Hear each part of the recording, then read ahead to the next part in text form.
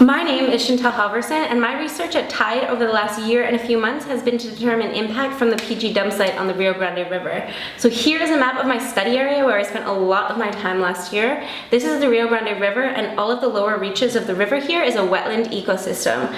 This is the Dumpsite, and these 4 dots are the sites that were tested in this study. So to test for impact, 4 types of analysis were carried out. Macroinvertebrate surveying was used to compare species composition and biodiversity between the reference site and the most impacted site.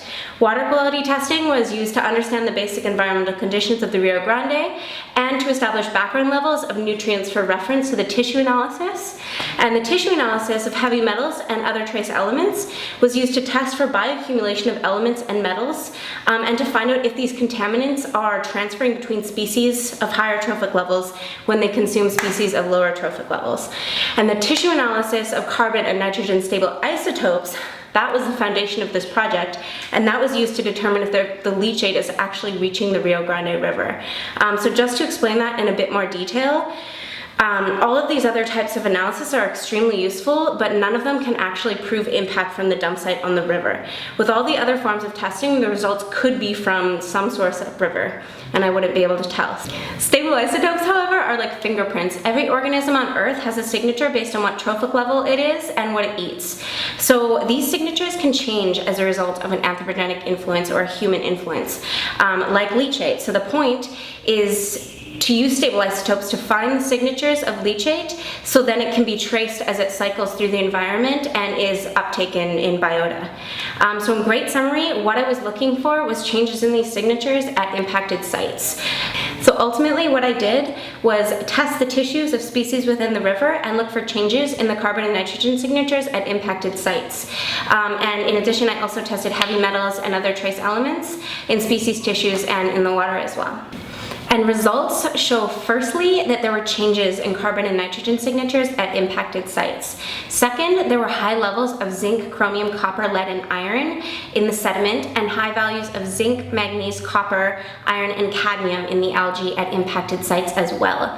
Also, in the water quality analysis, I found high concentrations of ammonia, phosphate, nitrate, chromium, and manganese in the leachate at the dump site, and high values of nitrate and chromium at the most impacted site as well.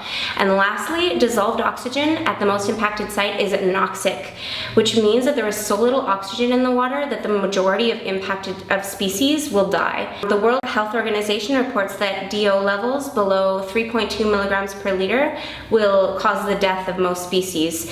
And levels at the most impacted site too are well below those levels. And this was found as well in the species composition study that we did between the site upriver and the most impacted sites. We definitely found that certain species just couldn't survive there. And based on these things, the study concludes that the PG dump site is having a negative influence on the Rio Grande River, and management recommendations are as follows. The Solid Waste Management Authority has established the Rio Grande dump site as a priority for relocation, but there are debates as to where to put it. I hope that results from this study will be useful in relocating this site and reforming solid waste management in the southern districts of Belize. I think that it is important to relocate the dump site and develop an actual landfilling system that's less harmful to the environment and species. And I think that there's probably 100 other places where the dump site would be better suited. But for me, I'm really interested in reducing the waste in the first place before it ends up in the dump site. What I would really like to see is a composting center in PG. 60% of the waste could be eliminated by doing that alone. Also, when I first came here, before I got really involved in the science, I was looking into systems that could work here that could encourage people to separate their waste at a household level. Every day at the dump site, I see people sifting through the waste for aluminum and tin cans and copper and metals and things like that, and they're selling it to Guatemala. And those people are clearly making a profit, otherwise they wouldn't bother.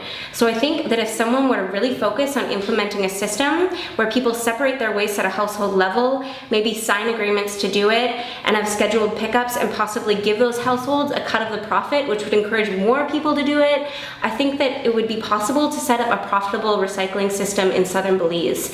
And I think that these changes could start to discourage people from burning their garbage and throwing it in the sea or in the jungle or in the rivers. And I think it would be a really big project, but one really dedicated person could do it if they were to really focus on it.